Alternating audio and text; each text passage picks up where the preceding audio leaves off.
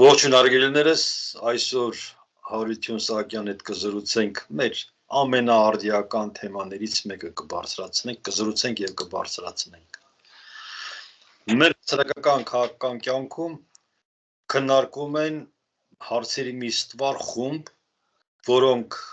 կարծես թե մեր հասարակության համար հիմքային են, սակայն խորքային առումով դրանք պարզապես էմոցիոնալ խնդիրներն են, որոնք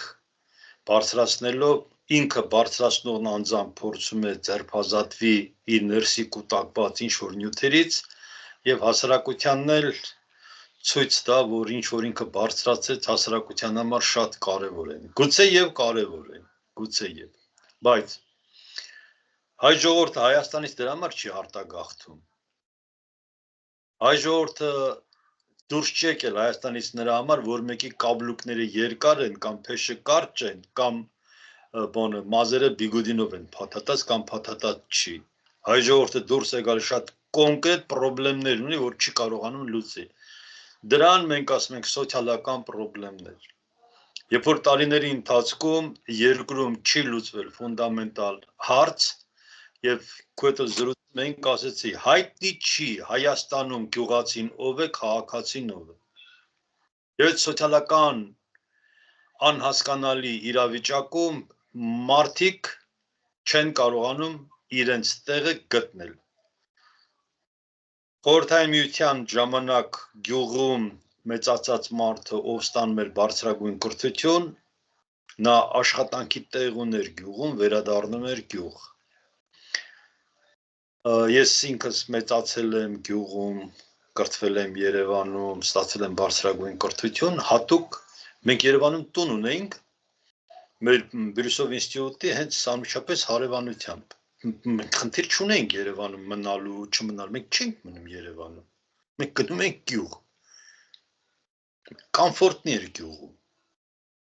Մենք Երևան ենք գալիս շաբաթ-կիրակի օր, ասենք երեկոյան ինչ-որ միջոցառումներ մասնակցելու, համերգ ինչ-որ բան։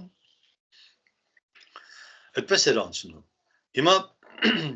գյուղում մեծացած երիտասարդը գալիս է Երևան, ստանում է բարձրագույն կրթություն, նա այլևս գյուղ չի վերադառնում, որտեղ այնտեղ աշխատանք չկա։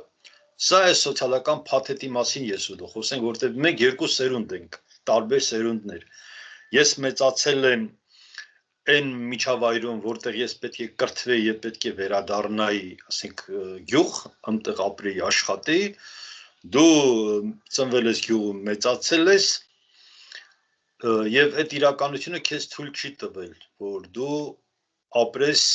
քո բնակավայրում։ Հետո երբ որ խորհրդային միությունը փլվեց, այս անկախությունը եկավ, ես ու դու հայտնվեցինք ընդհանրապես Հայաստանից դուրս։ Որովհետեւ Հայաստանում իշխանությունները 30 տարվա ընթացքում չմտածեցին Հայաստանում ստեղծել սոցիալական հարթակ, հավասար պայմաններ կենսագոյություն ապահովելու համար։ Այս նախաբանից հետո խոսքը փոխանցեմ քեզ, Համեցի։ Այո, ընկեր Մկրտչյան, միայն շնորհակալություն ողջունում եմ նաև բոլորին։ Այո, առանց հավասար պայմանների տեղի ունեցել անարդարություններ, տեղի ունեցել այն ինչ որ հիմա ունենք։ Ավազակություններ, թալանշություններ, ժուլիկություններ եւ այլն։ Դուրս է գալիս ընկեր Մկրտչյան, որ երբ որ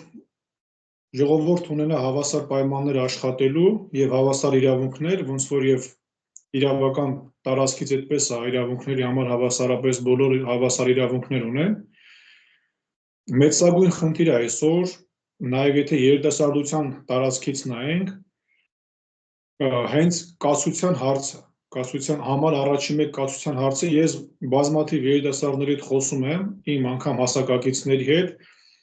խոսում ենք ընկերական, բարեկամական, հարցնում ենք, ինչի համար, ասենք, չես ամուսնանում կամ ոնց է գործերը բան, դե ասում է, ոնց ամուսնանանք, ասենք, Հարու ջան, ոնց ամուսնանանք, եթե օրինակի համար մենք ստանում ենք 100,000 դրամ կամ 200,000 դրամ կամ 250-300,000 դրամ գումար, եւ այդ գումարով անհնար է տուն ձեռք բերել, անհնար է։ Եվ անհնար է, ասենք, տուն պայել, ուր մնաց երեխա ունենալ։ Դա մեծագույն, այո, մեծագույն խնդիր է, որ ես նույնպես համարում համար առաջին խնդիրն է, երբ որ կարողանանք, երբ որ լուծենք վերջնականապես սոցիալական խնդիրը, մենք կլուծենք բոլոր խնդիրները, որովհետև բոլոր խնդիրները անգամ ընտանիքներում, որ հիմնական պատճառը, որ նայում եմ, մոնիտորինգ եմ անում, տեսնում եմ ցույց է տալիս բոլոր բաժանությունները տեղի են ունեցել հիմնականը չունենալու պատճառով։ Տուն չունեն, առանձնանան, կացարան չունեն ապրելու,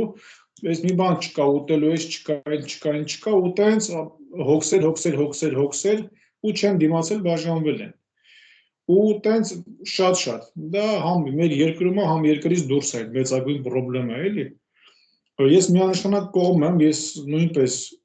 օրինակի համար ցանկանում եմ այս խնդիրը բարձրացնենք մենք,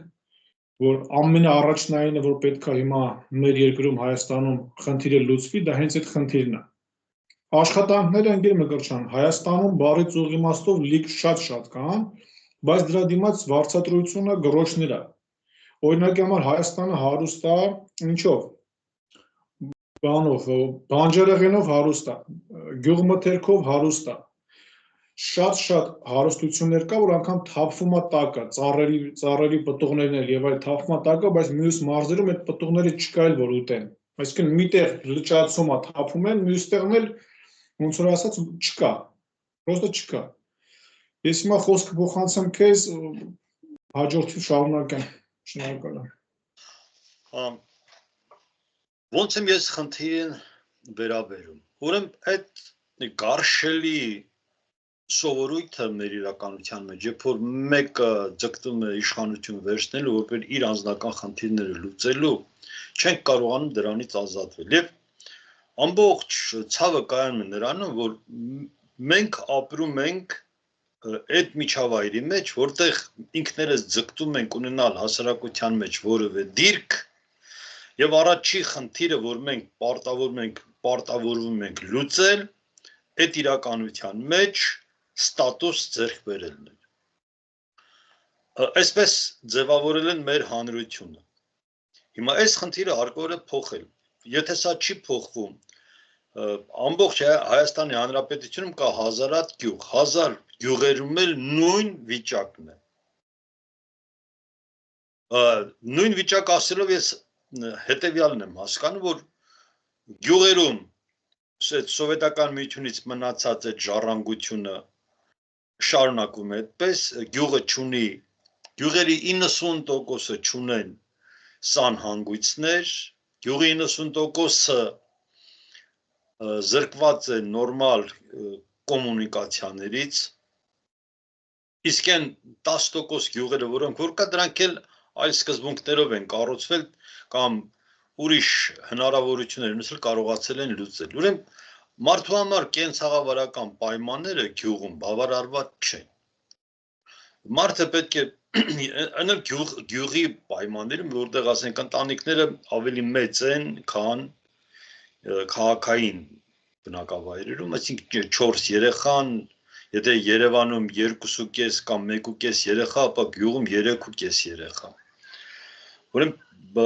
գյուղի բնակիչները ավելի են, այսպես ինտեգրված այդ տարածքներում, բայց չեն կարողանում ապրել ու պատճառը այս պետության կողմից հավասար պայմաններ չստեղծելն էր։ Հիմա այս խնդիրը շարունակվում է։ Ինքը գյուղացին այսօր այս տեխնիկան թույլ է տալիս, որ ինքը մտնի տեսնի, ասենք բնականաբար փնտրողն հո չի գնում Աֆրիկայում, փնտրի, որ իրեն համեմատի աֆրիկացու հետ, չէ։ Ինքը իրեն առաջ է համեմատում է մեկ այլ միջավայր հետ, որտեղ իրպես մի մարդ ավելի լավ միջավայրում ապրում է։ Ու այստեղից սկսում է գյուղերի դատարկում, որտեղ այդ սոցիալականության խնդիրը, եթե գյուղում լուծված լիներ, ապա ինքը գյուղից դուրս չէր գա։ 3 պարամետր պետք է ապրի՝ կենցաղ, աշխատանք եւ այդ հանգստի միջավայր։ Այդ 3-ն էլ գյուղում բացակայում են։ Ինք մարդը գյուղի աշխատանքը չպետք է վերածվի բիզնեսի, դա բիզնես չի։ Գյուղի աշխատանքը ինքը պետք է պետության կողմից պատվերի շրջանակներում գործողություններ լինեն։ Այսինքն գյուղացու պատվիրատուն պետք է լինի պետությունը։ Ինչ է գյուղացին արտադրում։ Այդ ամեն ինչի պատվիրատուն պետք է լինի պետությունը, բայց ոչ պաշտպանության նախարարությունը կամ ինչ-որ մի խանութների ցանց, ոչ պետությունը պետք է պատվիրի եւ ստիպի մյուսներին իր որոշած ձևաչափով գնումներն իրականացնել։ Համեցեք։ Այո, շարունակեմ գնումներ իրականացնելուց, ընկեր Մկրտչյան, ուրեմն մեկը մտնում հենց գնումներ իրականացնելը, օրինակ համար ճանապարհների հետ կապված։ Միթե համ հարց է սա, միաժամանակ նաև պատասխան, միթե դժվար է պետության ռեսուրսներով, եթե ասֆալտ արվում, ասֆալտ արվի երկրի բոլոր փողոցներում։ Չդրվի մի քանի գյուղի վրա հսկայական գումարներ, իսկ այն մյուս գյուղերը կամ տարածքները, քաղաքները չունենան դա։ Միթե դժվար է բոլորին հասցնել լույսը, որ մենք ունենք ատոմակայան։ Միթե դժվար է օրինակի համար բոլորին հասցնել այդ վառելյան նյութը։ Սա նաև օրենքի չգործելու հետ կապված խնդիր է, որովհետև ամեն ինչ կա մեր երկրում, հիմա թվարկեմ, ինչեր կա գոնե մի քանի բան, որ հստակ մեզ դիտողները էլ ավելի կոնտակտի մեջ լինեն, էլ ավելի հասկանան միմյանց։ Ուրեմն մենք ունենք հանքեր, որ քարի հանքեր կա, հսկայական քարի հանքեր ունենք, որը որ չի գործում նենց, ոնց որ պետք է աշխատի։ Օրինակ գյուղերում կան ավտոբուսներ, որոնք որ դպրոցականներին պիտի տանեն էքսկուրսիա, բայց պարապ նստած են։ Կան զլեր, բեռնատարներ, որ պետք է աշխատեն, օրինակ համար հանքից ավազը բերեն, բեռները տեղափոխեն, պարապ նստած են։ Գործ չկա, ասում են։ Բայց այնինչ գործ կա, գումար չի գալիս մարդկանց մոտ, որ կարողանան շարժ անել։ Գյուղմթերքներ կա, բայց մեքենաները, բեռնատարները գյուղերում, որ ասենք չկա, կա, չի աշխատում, չի գործում։ Տարին մի քանի անգամ այդ մարդիկ սեզոնից սեզոն բեռնատարները մեկնարկում են, որպեսզի կարողանան գործ անել։ Դուրս է գալիս այդ ամեն ինչը կա, այդ հանքերը, այդ մենք հարստությունը ունենք, բաշխման խնդիրը կա, բաշխման խնդիրն է, որ այդ բաշխման խնդիրը չունենք։ Որովհետև եթե օրենքը հստակ ասում է, որ պետք է օրինակի համար այս գյուղմթերքից պիտի օգտվի պետությունը, ուրեմն պիտի օգտվի պետությունը։ Աշխատատեղեր, ընկեր Մկրտչյան, բառացող իմաստով կան, շատ կան։ Այնքան գործ կա գյուղերում անելու, հսկայածավալ գործեր կա անելու։ Առուների այդ ջրատարների մաքրումից սկսած հսկայական գործեր կա անելու։ Բայց չեն տալիս։ Հիմա դրա համար կրճատումներ են արել, 10 հոգու գործը տվել են մի հոգու կամ 2 հոգու։ Այդ դա է պատճառը, որ գործազրկությունը գնացել է մի հոգին 10 գործ ոնց կարա անի ու լավ անի։ Բայց չէ որ ամեն մարդուն տված է, որ մարդը մի գործով զբաղվի։ Մեկը գրիչ կպատրաստի, մեկ ուրիշ բան կպատրաստի։ Հիմա միաժամանակ, եթե գյուղում ենք նայում Հայաստանի Հանրապետությունում, օրինակ գյուղացիք ինչ են անում, միաժամանակ լիքը գործեր, բազմաֆունկցիոնալ գործեր, բայց էլի իտոգում բան չեն ստանում դրա դիմաց, էլի պարքեր, բաները, հոգսերը մի հատ էլ հենց մտածում են ուսանողներին, որ մեծացնում են իրենց զավակներին, ոնց հասցնեն համալսարան եւ այլ եւ այլ։ Ուզում եմ ասեմ, մենք ունենք ռեսուրսները, բայց չի օգտագործում։ Հսկայական գումարները մի քանի հոգու մոտ է գնում ու չի օգտագործում։ Ասֆալտը շիբոնկան, լիքը հսկայական սարեր ունենք, պիտի աղացվի, տրակտորները կան, կամազները կա, արվի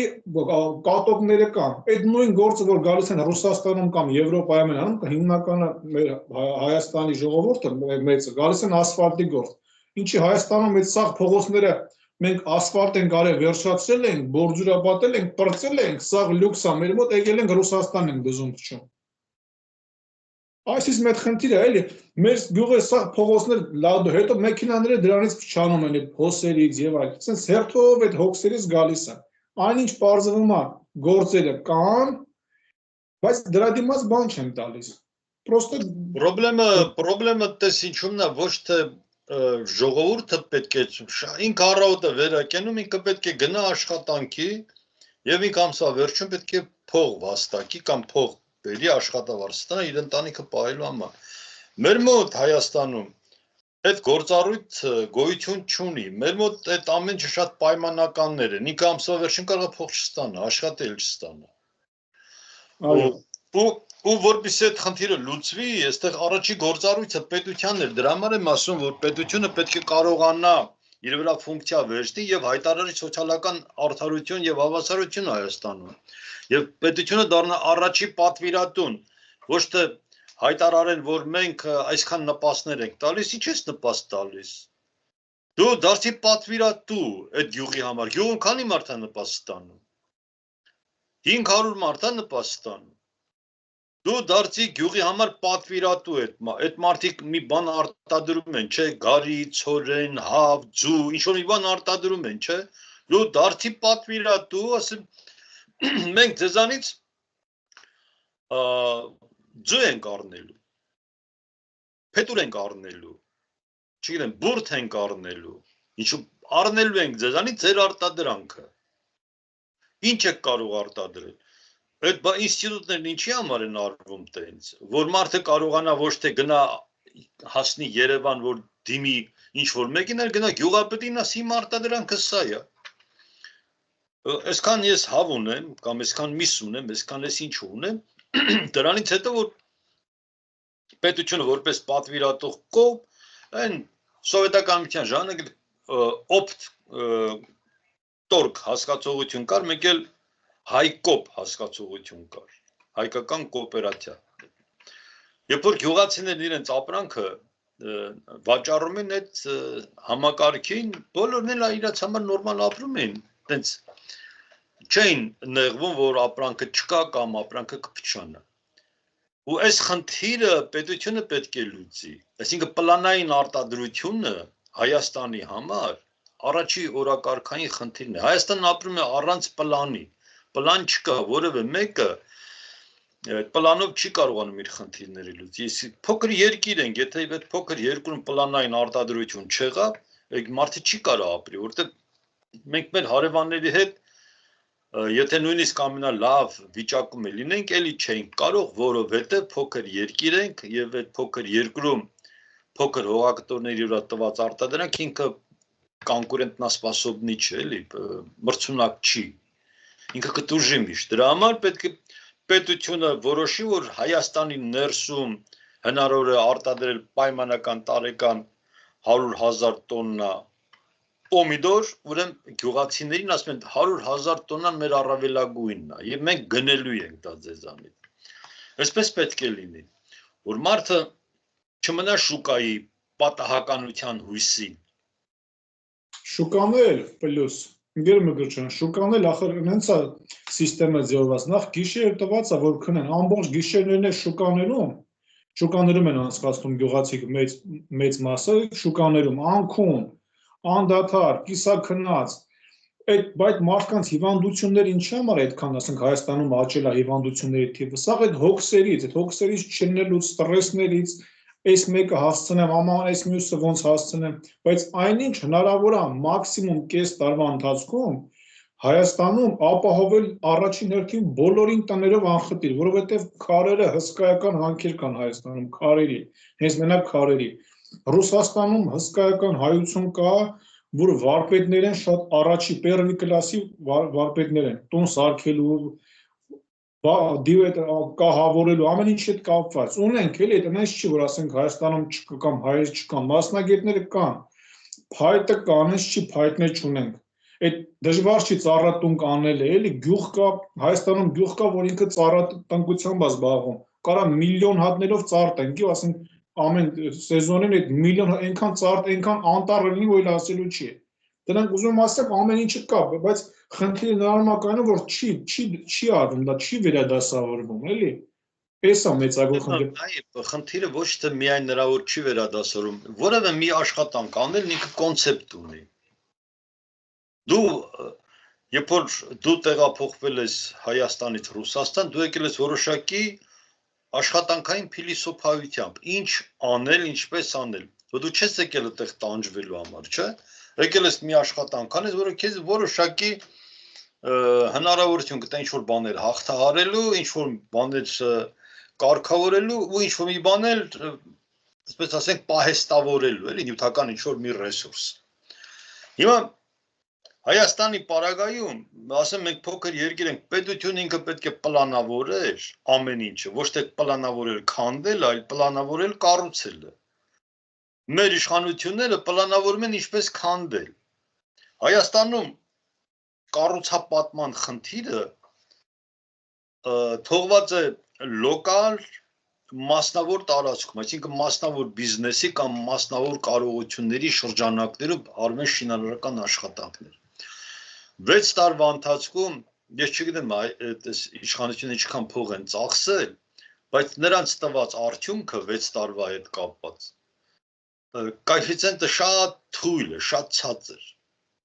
Ճանապարհներ են սարքում, ինչ-որ դպրոցներ են սարքում, բայց դա շատ թույլ են անում։ Այդ 6 տարիների ընթացքում կառուցված ու արված ճանապարհները, որ հանրագումար վերցնես, կարող է իրենք ավելի շատ են արել, քան մյուսները, բայց իգը կրիտիկական փոփոխություն չի ստեղծել երկրում։ 6 տարվա կայսրությունները կառուցվում են 10 տարում։ Այնինք որ ասում են կայսրություն, ինքը արդեն 10 տարում կայսրություն է։ Պետություն ինքը 10 տարում պետություն է։ 6 տարի դու արդեն ռեսուրսները վերցրես, հսկայական պարտքեր ես վերցրել, միլիարդավոր, որ բաժանում ես Հայաստանի այդ տնտեսության վրա, տեսնում ես, որ պարզապես ծախսվել է։ Նպատակին չի, նպատակների արդարացում չկա, այն ինչ որ ասել են, դա տեղի չի ունեցել։ Եվ այստեղ խնդիրը միայն պետության փիլիսոփայությանը, մեր ինստիտուտներն ակադեմիական, որոնք որ փիլիսոփայության ինստիտուտ կա, սոցիոլոգիա ինստիտուտ կա, դրանք ինչու են զբաղված, ինչ են անում դրանք, այսինքն ո՞րն է դրանց աշխատանքը, որտեղից պետք է պետությունը վերցնի, կամ եթե իրենք համաձայն չեն պետության հետ, իրենք պետք է հայտարարեն, որ իրենք համաձայն չեն պետության վարած սոցիալական քաղաքականության հետ, պետության վարած պետության փիլիսոփայություն իրենց համար մերժել է։ Պուտինի կամ Եվրոմիության կամ Միացյալ Նահանգներում կատարվող դեպքերի հետ կապված խոշոր տնտեսագետներ, որոնք որ Նոբելյան մրցանակի դափնեկիր են, խոշոր սոցիոլոգներ նստում են եւ քննարկում են, ասում են մենք անհամաձայնություն ունենք, իրենք խնդիրը չեն քաղաքականացնում։ Իրենք պահում են խնդիրը իրենց մասնագիտական ոլորտում։ Մեր մոտ նման դիսկուրս չկա։ Ես չեմ տեսել մի փիլիսոփա, որ նստի խնդիր քննարկի։ Այն Աշոտ Հովհաննեսյանը, ԿՊ-ի հետ քննարկում են, խնդիրը քաղաքականացի, դուք ուր եք քաղաքականացնում։ Ինքը փիլիսոփա ջան, դու պետք է խնդիրը սկսես Արիստոտելից, բերես Պլատոնից, չգիտեմ, ասես Մակիավելլի, ասես այսպես է լուծումները։ Ասում եմ, ես ճիշտ եմ, ես սխալ եմ, դու փիլիսոփա ես, փիլիսոփայի համար ճիշտ ու սխալ չկա, փիլիսոփան կոնցեպտ ունի։ Հաջողված կամ ընդունված կամ չընդունված։ Այս խնդիրները մենք մեր երիտասարդները, այդ առողջ երիտասարդություն ունենք, իրենք պետք է իրենց վրա պատասխանատվություն վերցնեն ու առանց մեր այդ համագործակցելու արդյունք չի լինի։ Իրենք պետք է այն առողջ ավակ սերնդի հետ, ովքեր որ առողջ են մնացել, ովքեր տարիների ընթացքում խարիզման պահել են, պետություն ունենալու, թե պետություն ինչի համար է նախատեսած, իրանց հետ համագործակցություն պետք է լինի, որ կարողանանք այդ երեք սերնդի միասնությամբ երկիրն այս վիճակից հանել։ 10 միլիոն հայերը, որ դրսում են, իրենք պետք է մտածեն, եթե չեն վերադառնում, իրենք որոշ ժամանակից հետո էլ հայ չեն։ Եվ նույնը ներսում այդ խնդիրը, համեցեք։ Այո, առանց մեզ հետ համագործակցելու բառից ուղիղ իմաստով անհնարին է, որ պետությունը ինչ-որ բան փոփոխվի։ Որովհետև եթե առանց մեզ անգամ մտածեն ինչ-որ գործունեություն ծավալեն Հայաստանում, դա լինելու է նույն սիստեմով էլի, նույն բանը կրկնվելու է, նորից էլի մարդիկ մնալու են պարտքերի մեջ, էլի նպաստի հույսին, էլի հիվանդություններ, էլի հոգսեր, էլի պրոբլեմներ։ Համասարանական ուսանողը գնում է համասարան 1.700.000 դրամ գումար է վճարում, 4-5 տարի սովորում է, այդ ինչքան տարի է պիտի աշխատի, որ այդ գումարը էլ հետ գա նորից։ Այսինքն բառից ուղիղ իմաստով դա ստրկական պրոգրամա է, ստրկական ծրագիր է, ստրկության ծրագիր է։ Այն ժամանակ կար պատմություն պարզ ասում է, որ ստրուկները ժամանակ չունեն գնալու անգամ հարևանի հետ խոսալու, որովհետև իրանք ստրուկ են։ Իրանք պետք է լույսը բացվեր գնան, մի կտոր հացը վերցնեն գան, ու հիմա ներկայացին Հայաստանում արդեն շատ քիչ է մնացել, որ անգամ հարևանին այդ բարևն էլ չտա շատ տեղերում, այդ վիրուսը արդեն վերջնական է, այսինքն մի բանը, որ հասնում է պիկին, չէ, ինքը տրակում է, ատոմը ոնց է, ինքը փոքրանում նյութը ոնց է խտանում, փոքրանում, ել որ տեղ չկա արդեն խտանալու, այնքան շիկանում է ու տրաքում ասենք Հայաստանում օրինակի համար։ Օրինակը բերեմ, ու ինքը կարա տարածվի ամբողջ աշխարհում։ Մենք այսօրվա դրությամբ կարող ենք մեր Հայաստանով ու Հայաստանից համ Հայաստանը փոխել, վերափոխել, դարձի բերել եւ Հայաստանը դարձի բերելով կարող ենք ցույց տալ աշխարհին, որ աշխարհն էլ դարձի գա։ Այդ հնարավորություններ էլի մեր մեջ բերում, նույնը սոցիալական մասի առումով էլի նկատի ունեմ։ Ուզում ասեմ, մենք միանշանակ ես այդ ամեն ինչին կողմ եմ այդ հոգսեր խնդիրների հետ կապված, որ նորից եմ ուզում կրկնեմ, որ անհնար է առանց մեզ հետ համագործակցելու կապ չունի տվյալ մարդը որ տարածքի ներկայացուցիչ կլինի, որովհետև մեզ պես մարդը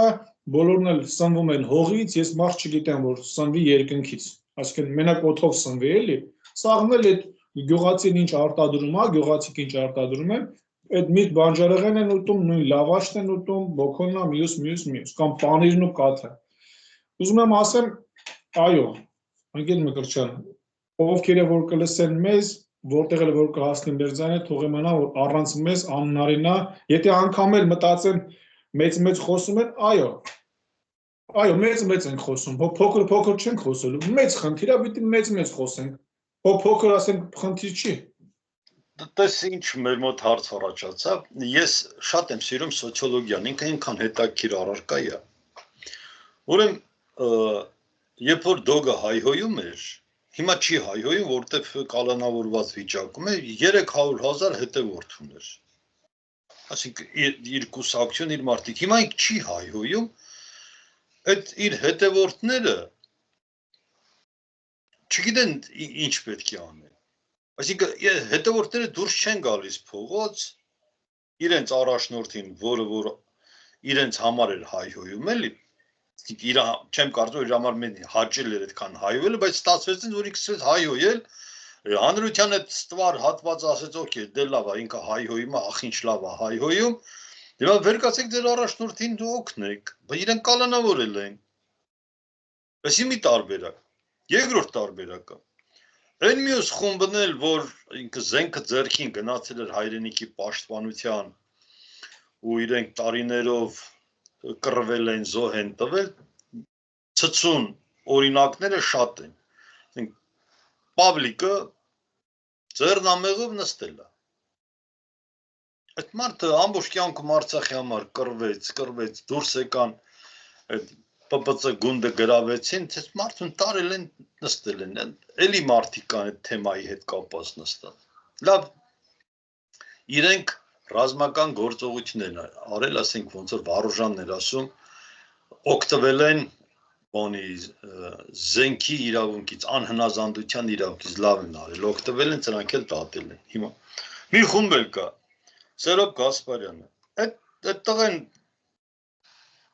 Բացի հայրենիքը պաշտպանելից ուրիշ բան չի արել։ Կարող է մտածել, որ ինչ վատ երկիր է։ Կարար մտածել, բայց գործողություն արելա չի արել։ Չարված գործողության համար դատում են։ Հիմա տես, այնին դո գնա, որ հայհոյում էր։ Արտասահմանում է։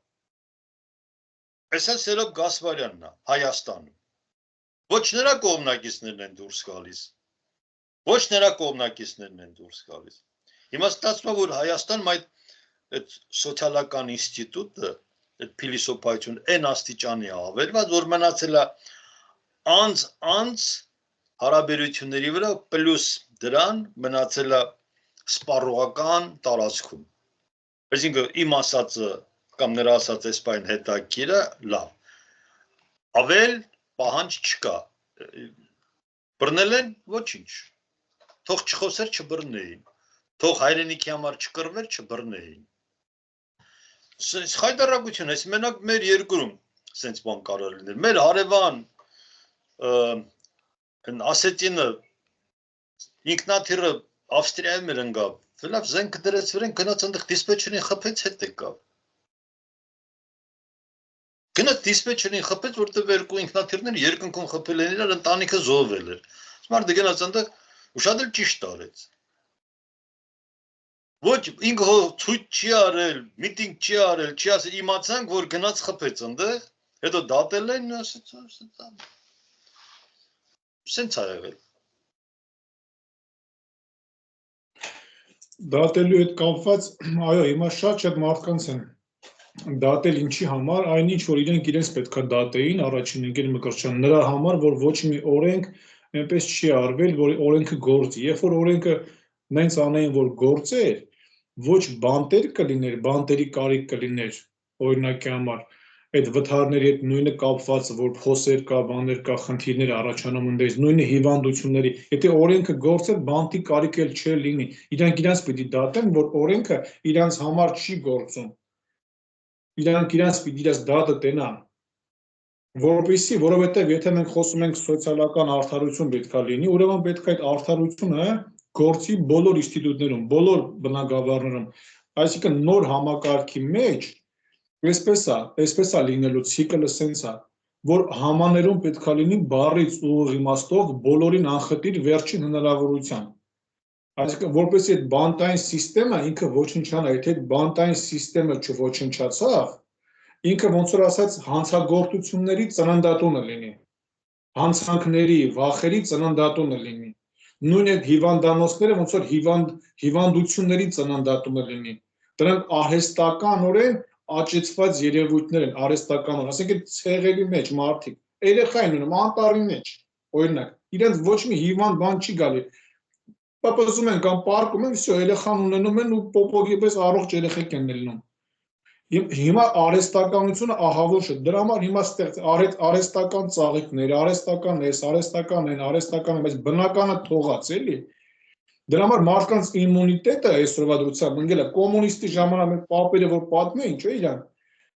Այդքան հիվանդություն տենց շատ չկար, այդքան դեղատներ չկային, այդքան բաներ չորտեղ բաներ են կերել, առողջ սնունդ են կերել, այդքան հիվանդությամբ այդպես խնդիրների չեն, այդքան ստրես։ Հիմա եթե մարդիկ հոգսեր ունեն, ընկեր Մկրտչյան, օրինակ պետքա պարտքեր փակեն, տանենք $1 միլիոն դեղ տանք։ Ինչ օգուտ է տալու, եթե վաղ այդ մարդուն օրինակ բանկը զանգելու ասի հարգարժանս երես այդ փողն ուրա պետք է բերես էլի։ Նույն կամ բանտերում տեղափոխվում, ինչի համար են գնացել տալ են մարդիկ բանտեր, այդ անարդարությունը դելնելով։ Եթե խոսում ենք պետության մակարդակով, պետությունը դա այն ինստիտուտն է, պետք է իրենք հասկանան, որ պետությունը պետքա ծառայի բոլորին։ Դա ասենք գյուղը կամ գյուղապետը պետքա ծառայի էլի բոլորին, ոչ թե անի ազգականների համար կամ ասվի այս բանը, այս ինչը մեր բարեկամն է, ինչը մեր աղբերն է, բան։ Եթե մենք խոսում ենք պետություն, սա իրար բարեկամ են, էլի, ինչի մասն է խոսքը։ Այս այդ խնդիրներն է, որ իրանք պետք է դաժե անհրաժեշտ է որ բարձրացնեն, էլի։ Ու հստակ եթե օրենքը գործի, իրանք օրենքը հենց գործեց, ամեն ինչ ընկնում է իր տեղը։ Մեկ պարզ օրինակ բերեմ, ընկեր Մկրտչյան, ասեմ ու խոսքը փոխանցեմ ձեզ։ Ջրատարները որ կա գյուղերում, քաղաքներում, չէ՞, բոլորը առաջին ամեն ինչը որ ստեղծվում է քաղաքը կամ գյուղը, ստեղծվում է այդ ջրահեռացման ու ջրի աղբյուրները, ամենաառաջինը։ Այդ կանալիզացիայի բանի հարցերը։ Ամբողջ առումների մեջ նեխածության բաներն է, ճանապարհները աբվիրված, չհարդարված, այդ ամեն ինչը, երբ որ սկսի աշխատել, ճանապարհները սարքվի, ավտոները փոսերի մեջ չեն ընկնի, ավտոճանապարհային տեսուչները տեղում լինեն, վթարները չի լինի, այսինքն եթե մարդիկ բոլորը տեղում լինեն, օրենքը աշխատի, այդ բոլոր այդ հոգսերից, խնդիրներից ձերբազատում կլինի, էլի, բառից հնձող իմաստով, էլի։ Զուտ էսի օրենքի կիրառումը, դե չէ բանտերը, եթե բանտ մնաց, նույն սիստեմը նորից լինելու է, էլի, դժոխային սիստեմը լինելու է, որտեղ ինքը հսկայական վախի աղբյուր է առհասարակ մարդկության համար, վախի աղբյուր է ինքը։ Խնդրեմ համեցեք։ Գիտես, մեր իրականությունը ինքը դեֆորմացված իրականություն է։ Այն աստիճանի է այդ խնդիրները փչացել, որ հարաբերությունները ըստ էության գոյություն չունեն այլևս, այդ որ դու ասիր մարդիկ իրար չեն բարևում, չէ՞։ Այսինքն այդ զգացողությունը, որ ես չեմ բարևի իրան, կամ իշխին չի պետք է բարևեմ, ինքով է որ բարևեմ, էլի։ Զարմանալի բան է այդ առումով։ Քանի պետությունը իր վրա չի վերցել համակարգելու ֆունկցիան, այն պետությունները, որտեղ որ պետությունը համակարգում է, ասենք Ռուսաստանը լավ թե վատ համակարգում է, չէ՞։ Ադրբեջանը լավ թե վատ համակարգում է։ Թուրքիան, Իրանը, եվրոպական երկրները լավ թե վատ համակարգում են։ Հիմա չկա մի պետություն, որի բնակչության 80%-ն ապրեն դրսում, 20%-ն դրսում, տենց երկիր չկա։ Հասկանում ես այս պարադոքսը, բայց չի բարձրաձայնվում այս հարցը։ Այսի պարադոքսը, պատկերացնում ես, ասենք, Միացյալ Նահանգների բնակչության 50%-ն արտագաղթի։ Մեր վիճակն այնքան վատ է այդ առումով, որ ասենք Աֆրիկյան երկրներում էլ ասենք նման դեմոգրաֆիա չկա։ Մենք միակ պետություն ենք, որի բնակչության 50%-ն ապրում է դրսում։ Այս խնդիրը օրակարգում չկա, որևէ մի կուսակցության, պետության, որևէ մի գործի, ասենք բերեք իշխան, այ ընկերներ ջան, այ ձեր ցավը տան, մի հատ օրակարգ բերեք, բնակչության 50%-ն ապրում է դրսում, ինչու՞։ Այս հարցը պետք է դուք բարձրացնեք, որ հետո հնարավոր լինի դրանից բխեցնել ինչ-որ մարդու սոցիալականություն չկա։ Այն 50%-ն էլ որ ապրում են, այն 50%-ն էլ ապրում են ոչ թե նրա համար, որ իրենց համար պայման կա, պարզապես պետություն առանց այդ 50% էլ չի կարող գոյատևի։ Հետո անկեր Մկրտչյան, մեծ հարց եմ էլի նաև ուզում բարձրացնեմ։ Միթե այդքան անկուշտությունը Հələ մեր երկրում եմ ասում, հələ ուրիշ երկրների անկշտությունը այնքան է շատացել, որ այդ ագահությունը էլի մարդու կերած ընդհանրեն ինչքան պետք է լինի, լավ թող 1 կիլոգրամ ուտի ամեն մի ուտելուց մաքսիմալ, հա։ Այդքան ագահություն, այդքան դիզել, այդքան միլիարդներ տանել, ես հասկանում եմ ինքը սիստեմն է, բայց միթե չեն ուզում հələ այդ ամեն ինչին վերջ դնեն։ Չէ, չեն ուզում։ Չեն ուզում, ինչքան որ ես հասկանում եմ, առաջերտին իրենց այդ պետք չի, երկրորդը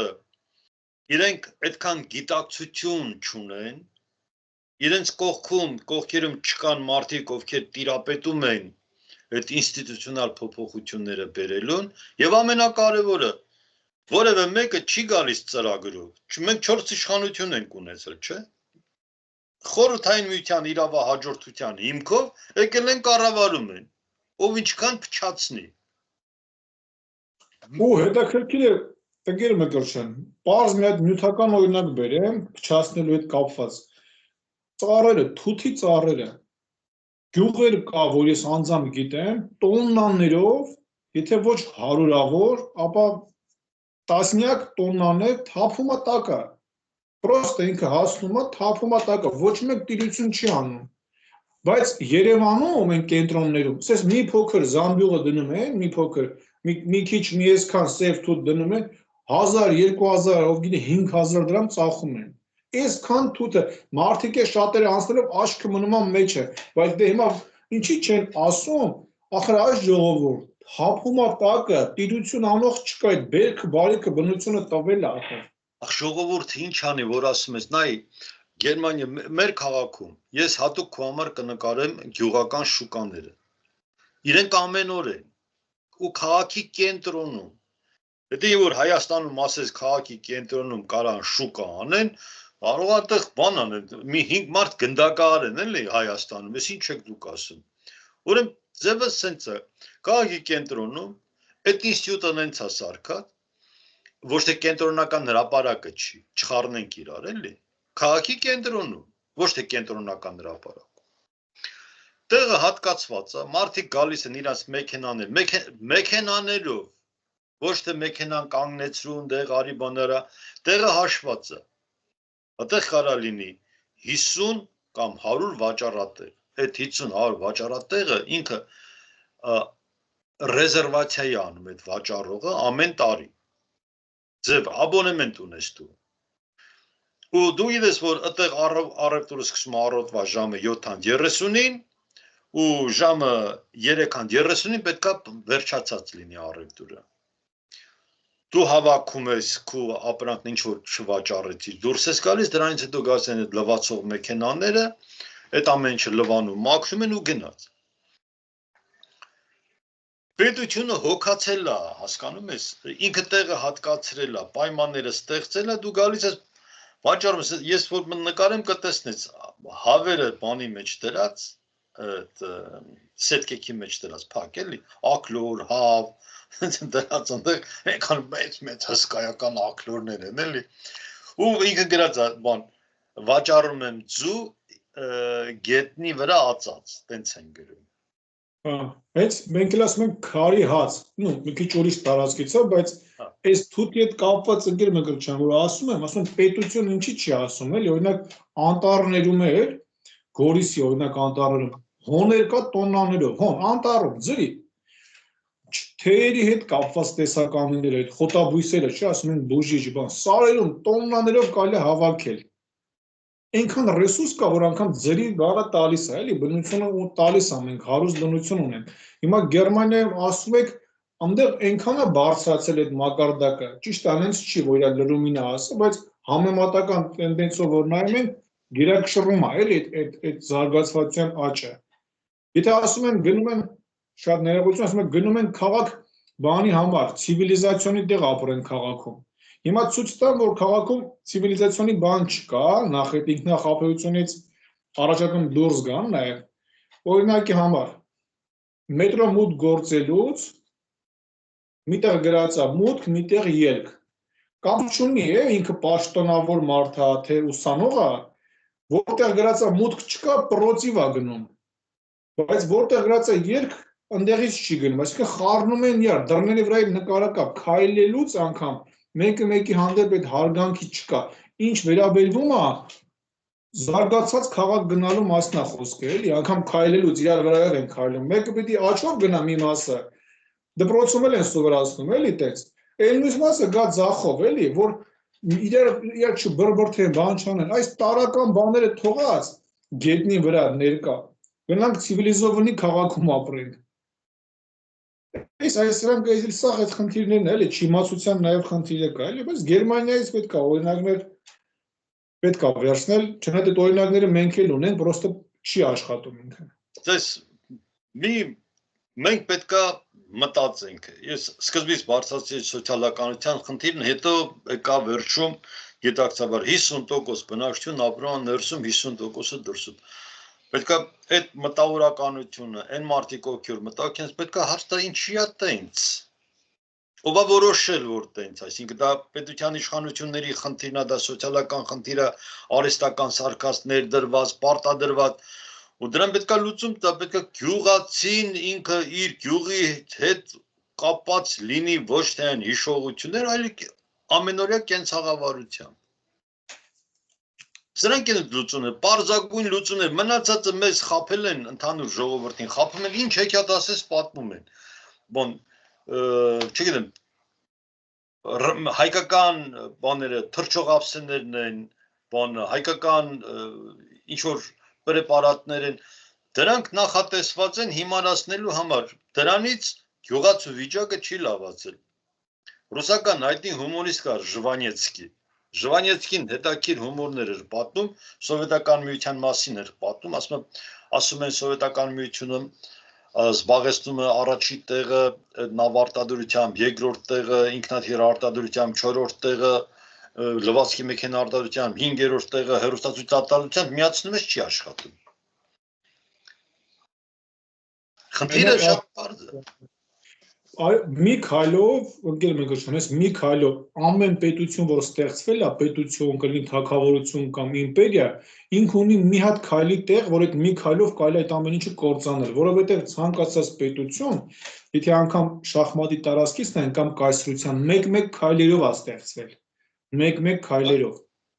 Շախմատի մեջ էլ է տենց քայլերը, մեկ-մեկ քայլերով ստեղծվել է եւ մի հատ կետ ունի, եթե մենք կետին մի հատ հիմա կապնենք, նայած կապել են, կպնում ենք արդեն սոցիալական հավասարությունը, ամբողջ հին համակարգը, որը կոչվում է նաև բելականություն, այլ կերպ ասած, կամ սատանիզմ, տարբեր էլի կարանք անվանալ, բայց հիմնականը բել, հայկի բելի այդ պատմության։ Այդ ասում մի նետով հաղթեց մասիլում էլ որ կա, մի քայլի մասին է խոսում։ Երբ որ հենց կարողացավ պետությունը տա այդ սոցիալական հավասարումը, որը ավելի քան համոզված ենք, որ խնդիր չկա չունենալու այդ պետությանը շատ բաներ կա, պետք է բաշխվել ճիշտ, արդարացիորեն, հավասարապես։ Բոլոր հարցերը լուծվում են։ Արդեն իսկ դրանով մենք աշխարհին կանենք շախ եւ մատ մեկ քայլով, որովհետև մեր ֆունդամենտը մենք փոխելով, մեր քայլով արդեն ազդվելու են իրանք են նույնպես։ Իրանց պետությունների ժողովուրդները արդեն տեսնելով մեզ, որպես օրինակ, չէ որ յուրաքանչյուր պրեզիդենտ կամ թագավոր ինչ որ մեկին է, չէ՞ ընդօրինակում, կամ ինչ որ փիլիսոփաների, գաղափարների հիման վրա է, չէ՞ առաջնորդում կամ սրբերի падգամների հիման վրա։ Երբ որ տեսնեն մեզ ինչ ձև ենք մենք քայլ անում, ինստինկտիվ այդ արդեն բելական ինստիտուտը Հայաստանից sense կտրակացնենք վերջնական ու կտարածի ամբողջ աշխարհի վրա միջուկային բոմբի պես։ Ատոմային բոմբը կամ միջուկայինը ոնց է խտանում,